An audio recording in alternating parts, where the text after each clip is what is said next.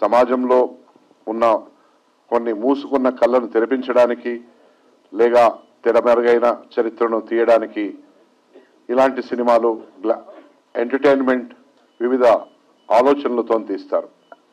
నేను మాత్రము నాకు తెలుసు ఈ సినిమా తీస్తే నాకు కొన్ని నెలలు కాదు కొన్ని సంవత్సరాలు కూడా చాలా కష్టాలు ఎదురవుతాయి అని కూడా తెలిసి కూడా నేను తీశాను.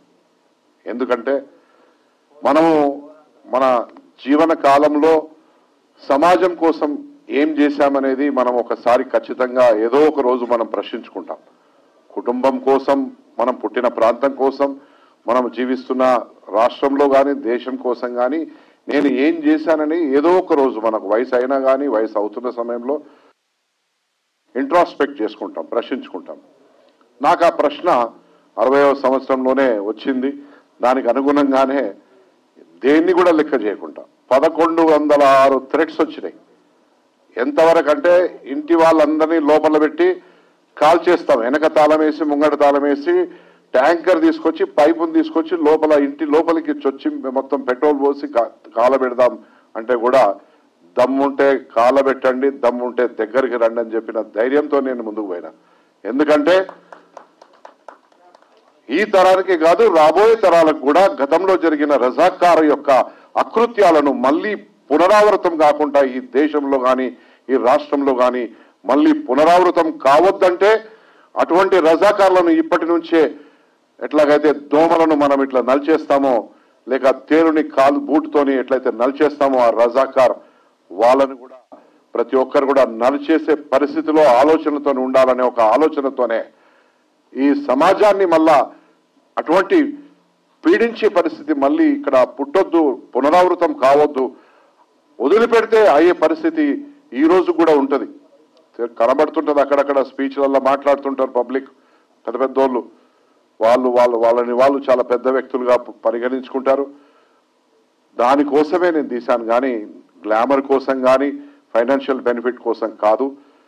తీసిన దానికి నా జన్మ ధన్యమైందని చెప్పి నేను అనుకుంటా. ఎందుకంటే ఎక్కడ చూసినా ఎవరు చూసినా, ఇప్పుడు మీరు జస్ట్ ఒక క్లిప్ చూశారు, ట్రైలర్ కొంతమంది మొదటిసారి చూస్తుండొచ్చు, కొంతమంది చాలాసార్లు చూడొచ్చు. గూస్ బంప్స్ అనేది it is very difficult to get. ఏదైనా ఒక భయంతో కూడుకున్న సినిమా చూసినప్పుడు కానీ లేకుంటే సస్పెన్స్ ఉన్న సినిమా చూసినప్పుడు లేక చరిత్రలో ఇటువంటి చాప కింద పెట్టి ఇప్పటి వరకు ఎవరు దీన్ని బయటికి తీసుకురాలేని ఒక చరిత్రను తీసుకొచ్చారో అనేది చూస్తున్నప్పుడు కూడా అటువంటి అనుభూతి కలుగుతుంది. నాకు ఖచ్చితంగా ఆ సాటిస్ఫాక్షన్ ఉంది. రాబోయే రోజుల్లో కాదు రాబోయే తరాలు ఎప్పటికైనా ఈ సినిమా మాత్రం ఎవరు తీయరు. ఎందుకంటే ఒకవేళ పేరు పెట్టి తీసినా ఇంత జరిగినట్టుగా కళ్ళకు అద్దం కట్టినట్టుగా తీసింది మాత్రము నా సోదరుడు యాటా సత్యనారాయణ. ఎందుకంటే ఆయన కూడా చాలా కష్టాలు పడ్డాడు.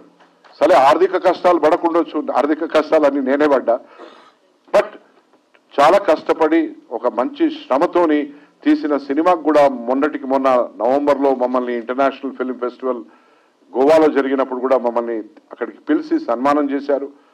వారు యాజ్ ఎ డైరెక్టర్గా డెబ్యూటెంట్ డైరెక్టర్గా కూడా కాంపిటీషన్లో ఉన్నారు. ఇక వస్తూ ప్రైజ్ జస్ట్ ఇట్లా జారిపోయింది. అంటే మనం అరటిపండు మీద కాలు పెడితే ఎట్లా జారిందో అట్లా జారుకుపోయింది. ఎందుకంటే అక్కడ ఉన్న పరిస్థితులు మాకు తెలియదు. మొట్టమొదటి first generation producer, first generation director, cinema చిన్న స్క్రీన్స్ కంటే he has been directing. So but subsequent ఎక్కడ ఉన్నా కానీ ఖచ్చితంగా మనకు మంచి అవార్డ్స్ రాబోతున్నాయని చెప్పి ఒక నమ్మకం అయితే ఉన్నది. ఇప్పుడు ఈ ఆహా ఓటీటీ ప్లాట్ఫామ్ తెలుగు వాళ్ళది కాబట్టి తెలుగు వాళ్ళతోనే మనం ప్రయాణం చేయాలనే ఒక ఆలోచనతోని ఇంటర్నేషనల్ ఓటీటీ ప్లాట్ఫామ్స్ కాకుండా తెలుగు వర్షన్ని నా తెలుగు సోదర సోదరిమణులు ఆస్వాదించాలి, వాళ్ళు ఆనందపడాలి, వాళ్ళు జరిగిన కనుమరుగైన చరిత్రను వాళ్ళ కళ్ళ ముందు చూడాలి. అట్లాగే ఈ హైదరాబాద్ ఈ యొక్క సంస్థానాన్ని పరిపాలించిన ఒక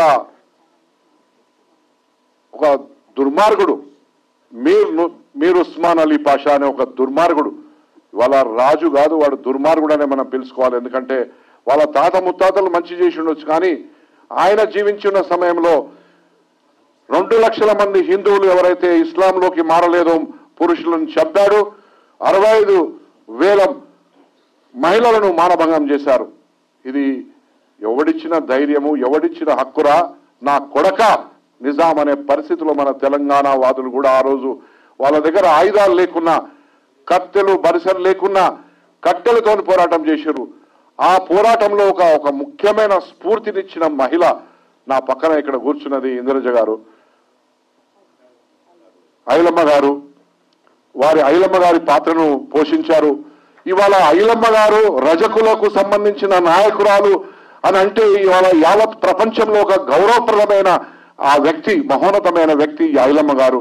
ఆ పాత్ర వారు పోషించి పూర్తిగా దాంట్లో జీవించి ఎగ్జాక్ట్ గా లంజా అంటారా, లంజా కొడక అన్న భాషను కూడా ఆ సినిమాలో ధైర్యంగా వాడి సమాజంలో ఆనాడు ఐలమ్మ గారు పెద్ద పెద్ద దొరలతోని ఏ విధంగా పోరాటం చేసిందో అనేది కూడా దీంట్లో మనం చూపించడం జరిగింది.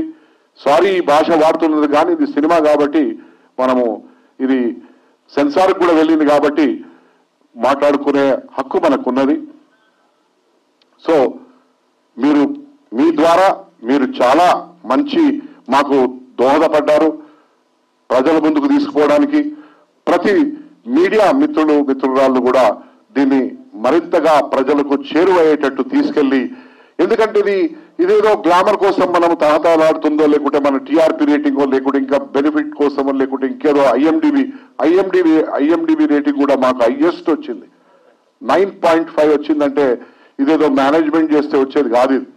This is one of the highest rating which Telugu movie has got in the recent past. పెద్ద భారీ బడ్జెట్ సినిమాలు కూడా ఆ రేటింగ్ పొందలేదు. ఎందుకంటే అంత క్వాలిటీ. 1948ని క్రియేట్ చేయాలంటే ఎక్కడ కూడా కరెంటు తీగలు కనబడొద్దు, ఎక్కడ డాంబర్ రోడ్ కనబడొద్దు, ఎక్కడ కూడా మోటార్ సైకిల్ కనబడొద్దు, ఎక్కడ కూడా స్ట్రీట్ లైట్స్ కనబడొద్దు. అంటే it is not that easy. వీలైనంత కాడికి ఈ సమాజానికి పూర్తిగా న్యాయం చేయడానికి ఈ సినిమాను తీశాము.